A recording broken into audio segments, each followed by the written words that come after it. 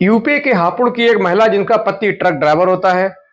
Truck चलाने के सिलसिले में अक्सर वो बाहर रहता है। इसी दौरान वो जो महिला होती है अपने सगे पति के सगे भतीजे यानी अपने जेठ के लड़के से, जो उम्र में उससे आधा होता है, आधी उम्र का होता है, उसके साथ उसको अपने प्रेम जाल में फंसाती है। उसके साथ बहुत अच्छे से वक्त बिता रही थी। पति की गैर मौजूदगी में अक्सर उसके साथ रहती, बाहर मिलना होता, अक्सर रात को घर में मिलना होता। अभी 31 मार्च को 2024 को पति ट्रक चलाने के सिलसिले में घर से बाहर जाता है। उसके सुबह अगले दिन यानी 1 अप्रैल 2024 को, अभी रविवार के दिन, ये दोपहर के वक्त टाइम देखकर, मौका देखकर भतीजे को सीधे अपने घर बुलाती है। और दोपहर में दोनों कमरे के अंदर होते हैं, तभी अचानक इसकी 6 वर्षीय बेटी कमरे में आ जाती है। कहीं खेलने गई थी लेकिन अचानक आ जाती है तो देखती है कि भतीजा और माँ, चचेरा भाई और माँ एक साथ आपत्तिजनक अवस्था में थे। चूंकि 6 साल की बच्ची काफी समझदार हो जाती है, उसने देखकर कहा, मैं पापा से कहूंगी, मैं शोर मचाऊंगी। इस पर इन दोनों ने उसको पकड़ा और पकड़कर सीधे दुर्दान तरीके से एक माँ ने अपनी बेटी का दराती से गर्दन पर, गले पर, पेट पर जघन्य तरीके से वार करके निर्मम तरीके से बेटी की हत्या कर दी। दोनों ने सबको रात होने तक वहीं रखा। रात में सीधे बोरे में भरकर 20 मीटर दूर खंडहर में जाकर फेंक दिया। चुपचाप आकर लेट गए। लेकिन कहते हैं अपराधी, वारदात करने वाला, जुर्म करने वाला कितना भी शातिर क्यों ना हो, सातराना अंदाज में उसने वारदात को अंजाम क्यों ना दिया हो, लेकिन कानून के हाथ बहुत लंबे होते हैं। एक ना एक दिन किसी न किसी तरीके से अपराधी तक पहुंच ही जाते हैं। यहां भी ऐसा ही हुआ।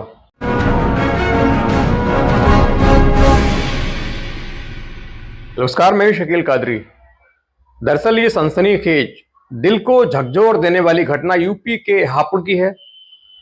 हापुड़ में एक परिवार रहता था। हापुड़ में एक जगह है, थाना बहादुरगढ़, उस गांव की ये घटना है। वहां एक परिवार रहता है राजेश का। राजेश चूंकि ट्रक ड्राइवर होता है तो अक्सर ट्रक को लेकर घर से बाहर, यूपी से बाहर, देश के तमाम राज्यों में वो माल ढोने का कार्य करता था, ट्रक चलाता था, ट्रक ड्राइवर था। इसकी जो पत्नी है सुलेखा, ये घर रहती थी। इनके एक 6 वर्ष की बेटी भी थी। अब तीनों आराम से जीवन गुजार रहे होते हैं। पति बाहर मेहनत करता, मशक्कत करता, परिवार को बाहर से ही फोन द्वारा, मोबाइल द्वारा, अकाउंट द्वारा पैसे भेजता। पत्नी आराम से निकाल कर यहां खर्च कर रही थी। दोनों का परिवार चल रहा था। पति अक्सर बाहर रहता था। उसका काम इस प्रकार का था, ट्रक चलाने का काम था। ट्रक वाले अक्सर बाहर रहते हैं। धीरे धीरे उसकी गैर मौजूदगी में ये जो पत्नी है, ये अपने जेठ के सगे पुत्र यानी अपने पति के सगे भतीजे, यानी इनका लगभग एक तरीके से बेटा ही हुआ, उस युवक के साथ, जिसकी उम्र लगभग होती है 20 से 21 साल, उम्र में लगभग इनसे आधा, उसको ये सोचती है क्यों ना इस लड़के को प्रेम जाल में फंसा लूं। परिवार में रहता है, पास में रहता है, कोई शक भी नहीं करेगा क्योंकि रिश्ता माँ बेटे का है। तो इसने उस रिश्ते को भुनाने की सोची। इसने गलत नियत से उस भतीजे को धीरे धीरे अपने प्यार में, जाल में फंसकर अपने काबू में किया। धीरे धीरे पासा फेंका, जाल फेंका, उसको बुलाया, उसका बड़ा ख्याल रखा, उससे बात की। अब चूंकि इनका रिश्ता ऐसा था कि कोई व्यक्ति एकदम सीधे तौर पर डायरेक्ट इन पर शक करने की गुंजाइश थी नहीं, शक नहीं कर सकता था, क्योंकि माँ बेटे का रिश्ता लगभग था इनका। अभी उसी रिश्ते का फायदा उठाकर, उसी गहराइयों का फायदा उठाकर उसको लगातार अपने यहाँ बुलाती थी, खाना खिलाती थी, उसके साथ अच्छी बातें करती थी, उसकी पसंद की चीजें पूछती थी, तुमको क्या पसंद है, क्या नहीं पसंद है। उसके लिए उसकी पसंद का कभी कभार खाना भी बनाती थी। और धीरे धीरे इसने अपने प्रेम जाल में बड़ी चतुराई से, चालाकी से उस युवक को, अंकित, जो इसका पति का सगा भतीजा होता है राजेश का, अंकित को अपने प्रेम जाल में फंसाया। इसने पासा फेंका, अंकित फौरन फंस गया। उसके बाद इन दोनों के बीच एक नाजायज रिश्ते की शुरुआत शुरू हो जाती है। अब दोनों धड़ल्ले से आराम से मिलते हैं। चूंकि रिश्ता ऐसा था कि हर व्यक्ति एकदम शक नहीं कर सकता था, उसी का फायदा उठाकर आराम से मिल रही थी। कभी रात को देर रात, कभी दोपहर में, ये लगातार इनकी मुलाकातें हो रही थी। पति राजेश अक्सर ट्रक चलाने के सिलसिले में घर से बाहर रहता। घर में कोई टोकने वाला था नहीं। 6 साल की बच्ची थी। अब दोनों ये लगातार मिल रहे थे, इनका जो प्रेम है, प्यार है, पींगे बढ़ा रहे, दोनों की पींगे बढ़ रही थी, इनका रिश्ता और गहरा होता जा रहा, गहरा लगातार हो रहा था। अभी तक इनके घर वालों को किसी प्रकार की कोई खबर ना हो रही थी, किसी को कानो कान इसकी भनक न थी कि इन दोनों के बीच क्या चल रहा है, क्या खिचड़ी पक रही है। लेकिन कहते हैं इश्क मुझ कभी छुपाए नहीं छुपता। पति बाहर था, ये घर में थी, 6 साल की बच्ची थी, अपने भतीजे के साथ प्रेम संबंध थे, नाजायज रिश्ते थे। इसी सिलसिले में अभी 31 मार्च 2024 को जो राजेश है वो चूंकि घर आया हुआ था, तो 31 मार्च को उसको ट्रक लेकर कहीं यूपी से बाहर जाना था, अपना ट्रक उसने लोड किया। उसके बाद घर पे खर्चे के पैसे देकर और बच्चों का ध्यान रखने की बात पत्नी से कहकर, ये जो सुलेखा पत्नी होती है उसको बोल के सीधे ट्रक लेकर निकल जाता है। अगले ही दिन सुबह को, अभी रविवार को यानी इतवार के दिन 1 अप्रैल 2024 को दोपहर में मौका देख के सीधे फोन करके अंकित को बुलाती है। दोनों कमरे के अंदर रहते हैं, दोपहर का वक्त होता है, अमूमन लोगों का जो मूवमेंट है इस वक्त नहीं होता है। अंकित चुपचाप, चूंकि उसका जो घर है थोड़ा दूरी पर था, चुपचाप आकर इसके यहाँ आ जाता है। लोग शक भी नहीं करते हैं कि इनका तो सगा भतीजा है, आना जाना लगा रहता है। चूंकि पति बाहर रहते हैं तो तमाम जो काम है घर के सामान लाने का काम हो ये भतीजा ही करता है, इसीलिए लोगों का शक बिल्कुल उस ओर नहीं था जिस ओर ये लोग जा रहे थे।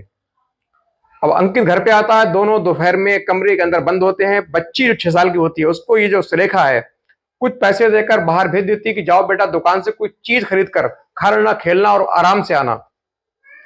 लेकिन बच्ची को कोई जरूरत लगी, कोई काम ऐसा लगा कि उसको माँ की याद आई। फौरन दुकान से चीज लेने के बाद अपने जो साथ के बच्चे हैं, हमजोली के बच्चे हैं, उनके साथ ना खेलकर सीधे घर आ जाती है।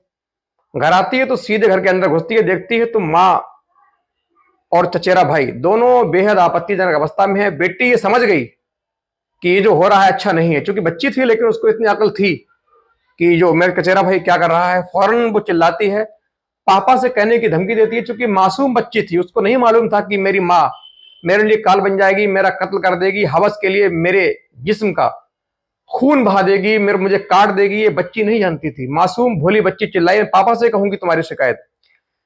अब इसको लगा कि कहीं ना कहीं अब मामला बिगड़ जाएगा, बिगड़ने वाला है, रिश्ता टूटेगा, पति छोड़ देगा। और अंकित को लगा कि मेरे पूरे परिवार में खबर चलेगी, सबको मालूम चलेगा तो कहीं ना कहीं मेरी बेइज्जती होगी, घर पे मेरी मार लगेगी, मेरी बहुत इंसल्ट होगी। लिहाजा इन्होंने फौरन बड़े बेहद गलत तरीके से, गलत नियत से, शैतानी जो हैवानियत है इन पर सवार हुई और उसी हैवानियत के चलते इन्होंने बेटी को पकड़ा। इस माँ ने एक क्षण मात्र भी न सोचा कि जो माँ बच्चे के लिए रात भर गीले में लेटकर, बच्चे की पेशाब वाले बिस्तर पर लेटकर बच्चे को सूखे में सुलाती है, उसके लिए भूखे रहती है, काम करती है, मेहनत करती है, लेकिन बच्चे का पेट भराती है। बच्चे के लिए तमाम ऐसी आपने कहानियां सुनी होंगी कि एक माँ बच्चे के लिए शेर से भिड़ गई, माँ एक बच्चे के लिए 4 कुत्तों से भिड़ गई, या तमाम लोगों से माँ भिड़ जाती है बच्चे के लिए। रिश्ता ऐसा होता है। लेकिन इस माँ ने वो तमाम रिश्तों को लात मारकर उनका कत्ल करके सीधे बच्ची को पकड़ा और घर में रखी है गेहूं काटने वाली दराती, जो आयरन टाइप होती है, गेहूं काटने वाली दराती होती है, तो उससे दोनों ने पकड़कर उसके गले पर ताबड़तोड़ वार किए, पेट पे वार किए। कुछ ही सेकंड में ये मासूम छटपटाकर मौत का जो है नींद में सो जाती है। उसके बाद ये दोनों बाकायदा बाल्टी में पानी भर के खून के धब्बों को साफ करते हैं, पोछा लगाते हैं और बेटी के जो शव है उसको एक बोरे में पैक कर देते हैं, रात होने का इंतजार करते हैं। उसके बाद जो शाम होती है, देर शाम को ये दोनों मिलकर चुपचाप खामोशी से, जब सब लोग सो जाते हैं, तभी पास के लगभग 20 से 25 मीटर की दूरी पर एक खाली पड़े मकान, खंडहर टाइप में मकान था, खाली पड़ा हुआ था, उसमें कोई किसी का रहना सहना था नहीं, वहां जाकर फेंक देते हैं और घर पे आके ये शोर मचाते हैं कि मेरी बेटी गायब है, नहीं मिल रही है। तमाम जो परिजन है, आसपास के लोग इकट्ठे होते हैं, उनको ये बताती है कि मेरी बेटी दोपहर को घर से चीज लेने के लिए निकली थी और मैं कब से ढूंढ रही हूं, जब नहीं मिली है तब मैंने आप लोगों को सूचना दी है। उसके बाद सीधे इन्हीं परिजनों की मदद से, आसपास के लोगों की मदद से सीधे पुलिस स्टेशन पहुंच जाती है। वहां अपनी ही बेटी के गुमशुदगी दर्ज करा देती है। पुलिस गुमशुदगी दर्ज करती है, फौरन पुलिस की टीमें जो हैं बच्ची की सकुशल बरामदी के लिए लग जाती हैं। अब पुलिस ने सीधे अपने मुखबरों के सहारे ये जानने की कोशिश की कि मामला क्या है। तो एक मुखबिर ने बताया कि इसका दरअसल जो भतीजा है, इसका घर में बहुत ज्यादा आना जाना है, बहुत ज्यादा इनकी नजदीकियां हैं। चूंकि एक भतीजे और चाची के बीच इतनी नजदीकियां नहीं होनी चाहिए जो इन दोनों के बीच हैं, जो कि सामान्य नहीं है। इस पर पुलिस ने इस महिला पर पैनी नजर रखनी शुरू की। उसके बाद पुलिस ने सीधे इसकी कॉल डिटेल निकालने की तैयारी की। सीडीआर निकाली गई, घर की तलाशी ली गई, घर को सीज किया गया। उसके बाद पुलिस की टीम घर के अंदर पहुंची तो देखा घर का जो फर्श है बिल्कुल ताजा धुला हुआ है, वॉश किया हुआ है, पोछा लगा हुआ है। कुछ जगह पर खून के निशान, चूंकि ये लोग हड़बड़ाहट में खून साफ किया, तभी हड़बड़ाहट में, जल्दबाजी में, घबराहट में कुछ धब्बे छुटाना भूल गए। चोर आखिर चोर होता है। उन धब्बों से पुलिस ने यह जान लिया कि कहीं ना कहीं उस बच्ची के कातिल या गायब करने वाली इसकी मां है, मां का पूरा हाथ है, मामला कोई और है। उसके बाद पुलिस ने इसको उठाया, इसकी जो सीडीआर निकाली गई, सीधे उसमें कई बार भतीजे से कॉल करने का जो रिकॉर्ड है ट्रैक किया। उसके बाद इसको उठाया। शुरू में पुलिस को गुमराह करते रहे, लेकिन बहुत ज्यादा पूछताछ करने के बाद इसने सारी कहानी बता दी। उसके बाद अंकित को भी गिरफ्तार किया गया और जिस किसी ने घटना को सुना उसने दांतों तले उंगली दबाई, उसके रोंगटे खड़े हुए कि दरअसल एक मां, दुनिया का कोई मजहब हो, कोई धर्म हो, हर धर्म में मां का जो मर्तबा है, जो उसका ओहदा है, सबसे ऊपर होता है। मां का कदमों के नीचे जन्नत होती है। उस मां ने अपनी बेटी को ही हवस के चलते हैवान बनकर बेटी का ही कत्ल कर दिया। दोस्तों, ऐसी कहानी सुनाने का मतलब किसी को हताश करना नहीं है, बल्कि आपको आगाह करना है कि आप ऐसी घटनाओं से संज्ञान लें जिससे आप और आपका परिवार महफूज रहे, सुरक्षित रहे, सचेत रहे। ऐसी हमारी कामना है। और वीडियो अच्छा लगा हो तो प्लीज लाइक, शेयर, कमेंट जरूर करें।